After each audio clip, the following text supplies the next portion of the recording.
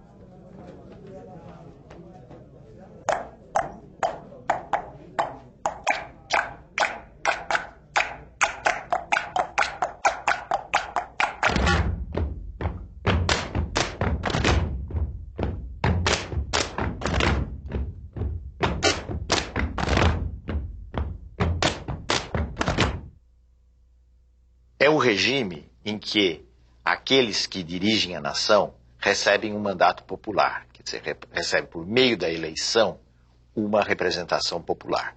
Isso distingue a democracia de qualquer regime autoritário, totalitário. Isto é, a ideia de que a soberania reside no povo e o povo elege os seus representantes. Mas de tal maneira identificou-se o colégio eleitoral com o povo, que hoje nós não sabemos o que é direta e o que é indireta. Sabemos apenas que o povo será vitorioso.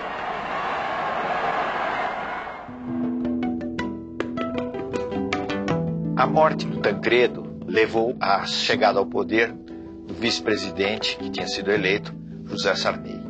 Na realidade, o Sarney assumiu em meio a muitas desconfianças políticas, porque havia uma diferença sensível entre o presidente eleito e o vice. O Tancredo era um homem moderado politicamente e que vinha longamente combatendo o regime autoritário. Então ele tinha um crédito de confiança grande.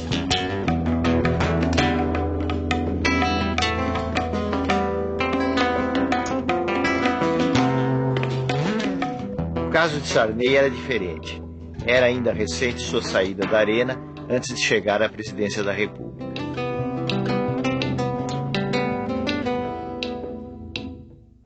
O Sarney manteve o SNI, o Serviço Nacional de Informações, como um órgão que vinha da ditadura e que ele entendeu que poderia ser adaptado a um outro contexto.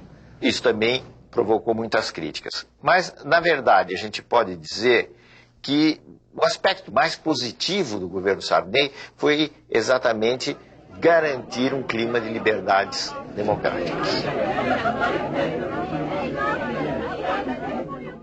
No plano econômico, o governo Sarney teve muitos aspectos negativos.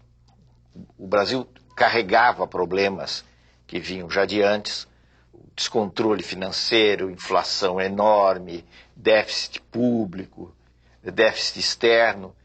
E Sarney teve, em razão disso principalmente, sofreu uma queda muito grande da sua popularidade. Isso levou à adoção de um plano, que foi o Plano Cruzado.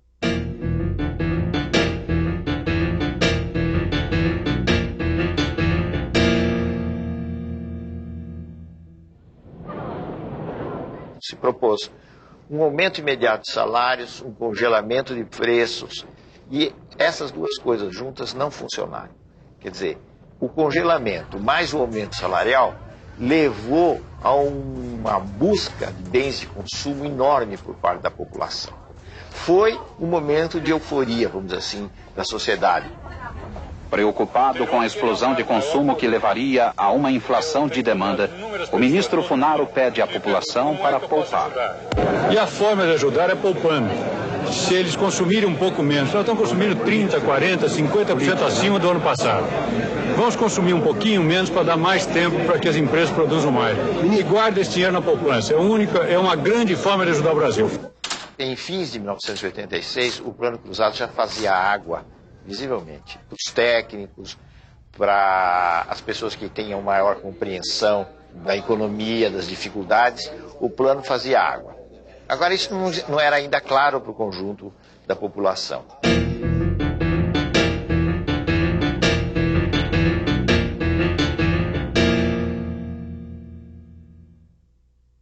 Brasileiras e brasileiros, boa noite. Amanhã é uma data histórica para o nosso país. Será promulgada a nova Constituição brasileira. A gente deve identificar algumas coisas positivas e várias coisas negativas na Constituição de 88. A nação quer mudar. A nação deve mudar. A nação vai mudar. A Constituição pretende ser a voz, a letra, a vontade política da sociedade rumo à mudança. Que a promulgação seja nosso grito. Mudar para vencer. Muda, Brasil! Muda, Brasil! O aspecto positivo foi o aspecto de querer assegurar os direitos dos cidadãos, de uma forma muito ampla. O direito de obter informações dos órgãos do Estado, por exemplo, o direito das minorias, o direito dos índios, como nunca existia no passado, foram alguns exemplos dos lados positivos da Constituição. O lado negativo foi o detalhamento excessivo da Constituição. Quer dizer, a Constituição entra em detalhes de direitos trabalhistas, de direitos de maternidade, etc., que não são questões próprias de uma Constituição. O senhor votou em que nome? PRD. Partido Democrático Popular. PDP? PDP. PSDB. Do ponto de vista partidário, as alterações que ocorreram foram uma cisão no PMDB, com a formação do PSDB. O partido é como que um cais. Os que chegam são motivo de alegria. Os que partem, de saudade precoce. Nós vamos ser um partido da reforma social, sim. Nós vamos fazer as reformas. O governo anuncia o Plano Cruzado 2. Além de medidas de estímulo à poupança, o novo pacote trouxe novos preços e mais impostos. Os mais atingidos com as medidas compulsórias são os assalariados de classe média. Despenca da noite para o dia a popularidade do governo.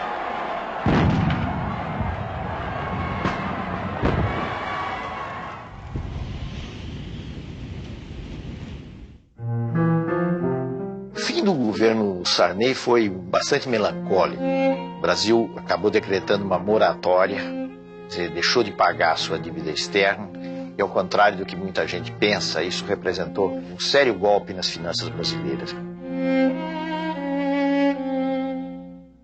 As eleições da sucessão do presidente Sarney surgiram vários nomes. Brizola naquele momento, teve o seu, digamos assim, o seu apogeu como candidato à presidência da República. Porém, a disputa acabou concentrada no segundo turno entre Luiz Inácio Lula da Silva e Fernando Collor.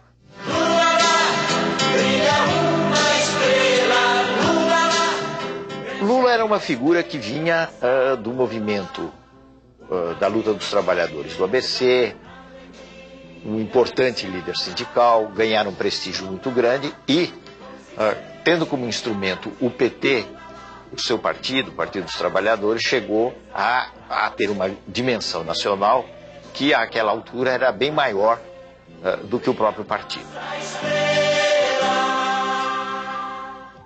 Se nós não soubermos, nesse instante, saber quem é que está querendo que a sociedade brasileira avance e quem é que está querendo promover um retrocesso na sociedade, o povo brasileiro poderá cometer um equívoco muito grande nas eleições de 89.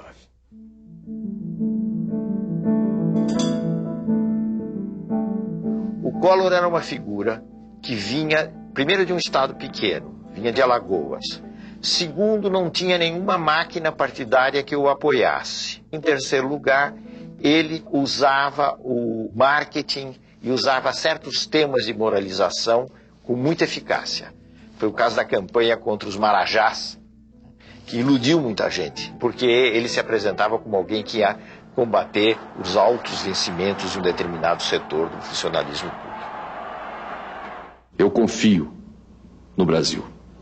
Eu confio no futuro que está reservado à nossa pátria. Com trabalho, com experiência administrativa como eu tenho, com coragem, com determinação política e no exercício da autoridade de presidente da República, nós haveremos, com a ajuda de todos aqueles que desejarem se incorporar nesse processo, de construir um Brasil novo, de construir um Brasil melhor, de construir um Brasil de que se orgulhem todos os seus filhos. Boa noite, minha gente. Esse foi um embate muito renhido e, como nós sabemos, o Collor acabou se elegendo presidente da República. A posse, em 15 de março de 1990, foi um luxo, reunindo representantes de várias partes do mundo e enchendo de esperanças os corações de milhões de brasileiros. Aos fiscalizados, aos prejudiciados, àqueles que querem justiça social no país para poder viver dignamente. Todo mundo dizia que ele vai fazer alguma coisa com a economia, porque havia um desarranjo geral, a inflação estava num nível absolutamente insuportável, era preciso fazer alguma coisa. E Collor dizia, eu tenho uma bala só do combate à inflação. E o que ele tentou no plano econômico, hoje nós sabemos, foi uma medida de uma ousadia imensa, que foi o sequestro, ou se quiserem, para ser mais benévolo, o congelamento dos depósitos bancários, na prática, não é? E, inclusive, abrangendo poupança, outras formas de rendimento, etc. O plano Collor provocou um choque, vamos dizer assim, na população. Houve realmente uma queda pronunciada da inflação, mas essa espécie de plano milagroso, ao longo do tempo, foi se revelando muito menos milagroso e conduzindo o país às dificuldades econômicas. Primeiro, a uma recessão. A recessão poderia até levar a um reequilíbrio, mas não houve sequer tempo do reequilíbrio, porque o Collor foi tomado por uma onda de críticas no plano político que acabou levando ao impeachment. Na verdade, o governo Collor combinou medidas modernizadoras com um imenso grau de corrupção.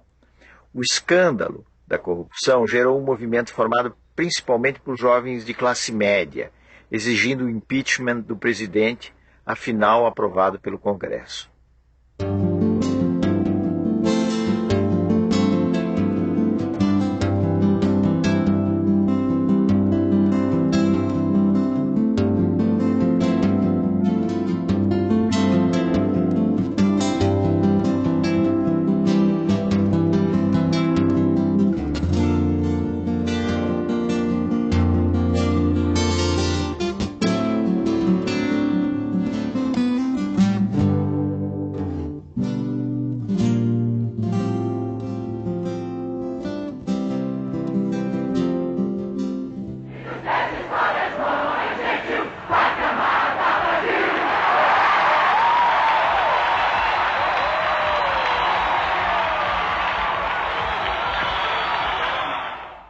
A lição que nós tiramos do impeachment é uma imensa lição.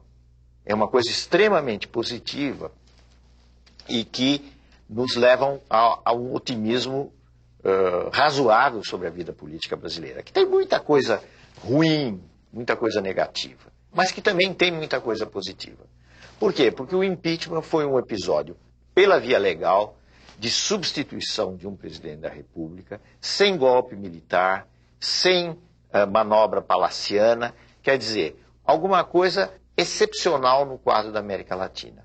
Foi um momento de um passo a mais na maturação da democracia brasileira.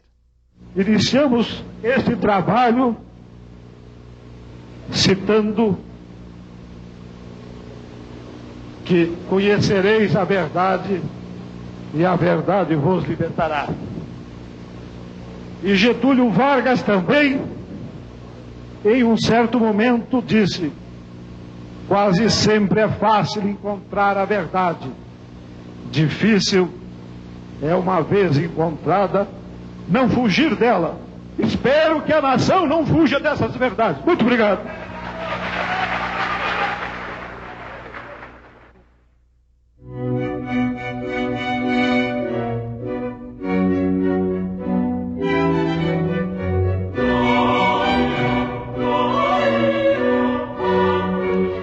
No plano mundial, um dos acontecimentos mais importantes e que se reflete em todos os países, portanto no Brasil também, foi a crise da União Soviética e o fim da União Soviética. O fim, simbolicamente, foi representado pela queda do Muro de Berlim. Com o fim da União Soviética, a crise na Rússia, o que nós tivemos foi o fim da Guerra Fria, que dividia o mundo em dois campos e alterou muito as relações políticas no mundo, e o início de um processo que nós podemos chamar de plena hegemonia americana. A globalização é uma interpenetração, digamos assim, econômica e financeira que se dá em todo o mundo, não de uma forma igual, porque existe um centro hegemônico da globalização, que são os Estados Unidos. Mas eu diria que a globalização tem possibilidades positivas. O intercâmbio comercial, cultural entre as nações é em si mesmo um fator desejável, e tem riscos reais, porque a globalização, se não houver medidas no sentido de limitá-la ou de alguma forma regulamentá-la, a globalização tende a acentuar desigualdade entre países ricos e países pobres.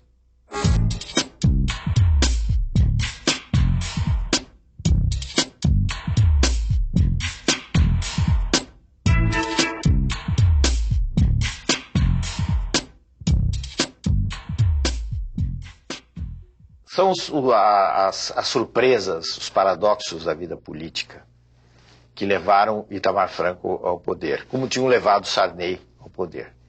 Nesse caso não havia a morte de um presidente, mas havia o impeachment de um presidente que era o Collor. Itamar era uma figura que vinha dos quadros do velho MDB, dos quadros da oposição, e que encontrara uma chance de subir na política mais como candidato a vice do Fernando Collor.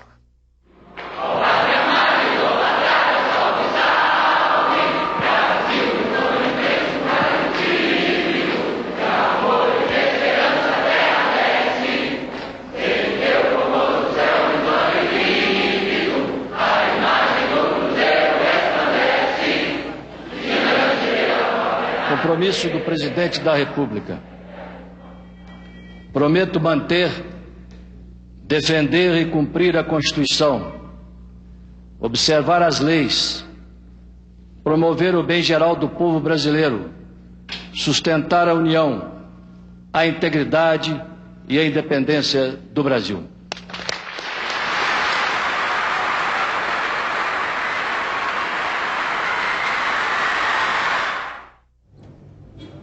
Itamar fez basicamente um governo de transição. Ele completou o período Collor. E eu creio que a coisa mais importante que ocorreu no governo de Itamar foi a implantação da URV, da Unidade Real de Valor, um passo absolutamente necessário para a implantação do Plano Real. A moeda é o mais concreto dos atos de confiança das nações em si mesmas. Por isso, todos os processos inflacionários da história se relacionam com as crises políticas e com as crises morais. Com o real, o dinheiro que está no bolso do trabalhador vai manter o seu valor. Muito obrigado. Essa medida, a escolha de Fernando Henrique Cardoso para o Ministério da Fazenda, eu acho que foram os méritos mais significativos do governo Itamar. A disputa pela presidência da República, em 1994, se deu essencialmente entre Lula, que era mais uma vez candidato pelo PT, uma frente de oposições, agora enfrentando Fernando Henrique Cardoso. A candidatura de Fernando Henrique foi altamente beneficiada pela instituição da URV e pelo Plano Real. É preciso também entender que foi extremamente importante naquela altura, para a vitória, a formação de uma frente partidária. A frente PSDB, PFL e PTB representou um fator bastante importante para garantir a vitória do presidente Fernando Henrique logo no primeiro turno.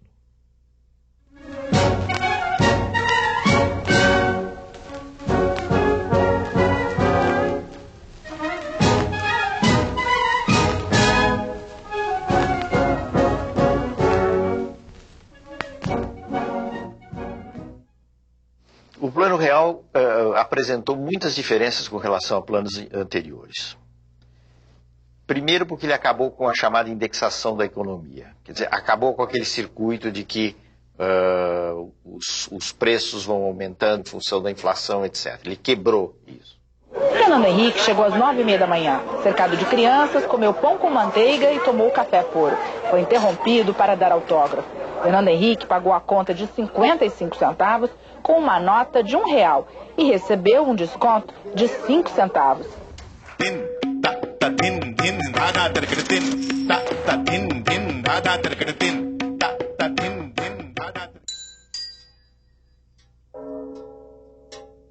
A partir dos anos 80, em todos os países da América Latina, ocorreu uma que se chama uma crise do Estado, uma crise das funções que tinham sido as funções tradicionais do Estado.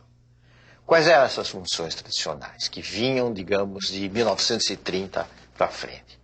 Eram as funções de um Estado que tinha um papel importante de financiar a economia, financiar o desenvolvimento econômico, controlar, ser dono, inclusive, de empresas nas áreas estratégicas. Tudo isso levando a um desenvolvimento que tinha o Estado como eixo. No caso brasileiro,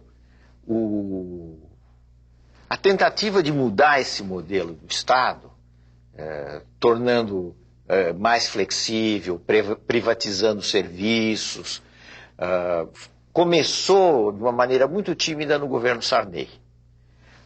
Avançou algo no governo Collor, mas foi no governo Fernando Henrique que se deram as privatizações de empresas importantes. Declaro vendida as ações da Teleste Participações S.A. pelo valor de R$5.783 bilhões, com ágio de 64,28%.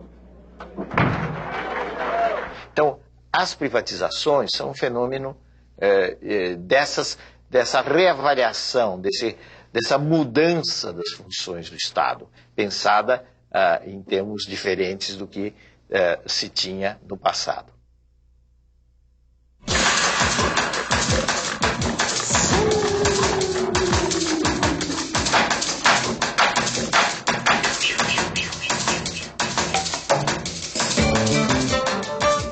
A característica do governo Fernando Henrique, do ponto de vista político estrito, vamos dizer assim, foi a existência de 2 mandatos, isto é, houve 2 eleições, a primeira e uma segunda, que levaram a 8 anos desse governo. A hipótese de reeleição não existia no nosso sistema republicano.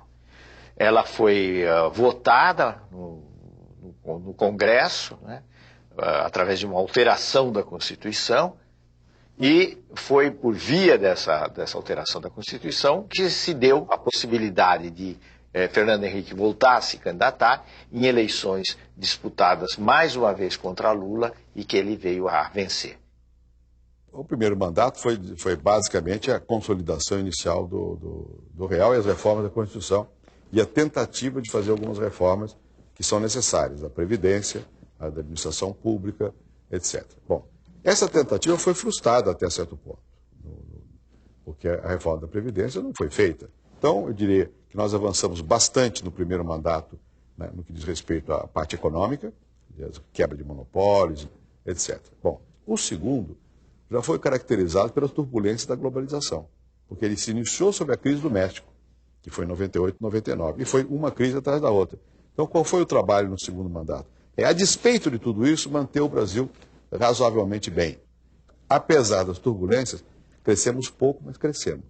No conjunto, o mais importante para mim é outra coisa. É democracia e é um clima de respeito, de tranquilidade. Um clima que permitiu e permite que as pessoas exponham seus pontos de vista com toda a liberdade. Acho que isso é importante para que o Brasil possa realmente ser uma democracia, que não é fácil, por causa da desigualdade e da pobreza. As privatizações funcionaram em alguns casos, em outros não. Houve esse clima de maior responsabilidade do Estado, o gasto vinculado com a arrecadação, não se gasta o que não se tem. Né? Isso é a lei da responsabilidade fiscal. Esses são os aspectos, digamos assim, mais positivos de todo esse período. Mas o governo Fernando Henrique Cardoso teve grandes méritos na projeção do Brasil no exterior, na consolidação das instituições e como exemplo de afirmação definitiva da democracia no país. Alô, Marciano. Alô, Marciano. Câmbio. Alô, coleta vermelho. Agora, o Brasil continua um país desigual. Os níveis das diferenças não foram quebrados, isso não é fácil. Houve uma redução de desigualdades logo depois do Plano Real. O Plano Real teve esse efeito muito positivo, mas ao longo dos anos, a distribuição de renda voltou a apresentar os mesmos resultados negativos.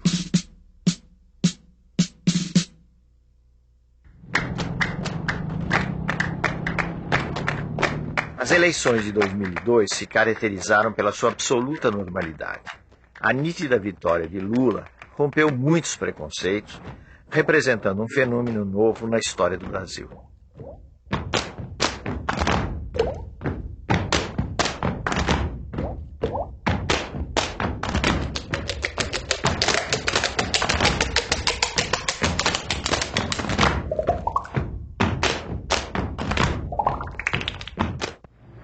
Eu não sou o resultado de uma eleição. Eu sou o resultado de uma história.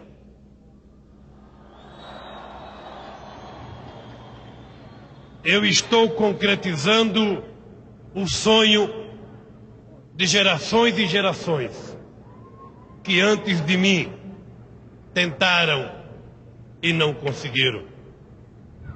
O meu papel nesse instante, com muita humildade, mas também com muita serenidade, dizer a vocês que eu vou fazer o que acredito que o Brasil precisa que seja feito nesses 4 anos. Cuidar da educação, cuidar da saúde, fazer a reforma agrária, cuidar da previdência social e acabar com a fome neste país são compromissos menos programáticos e mais compromisso moral e ético que eu quero assumir aqui nessa tribuna, na frente do povo, que é o único responsável pela minha vitória e pelo fato de eu estar aqui hoje tomando posse.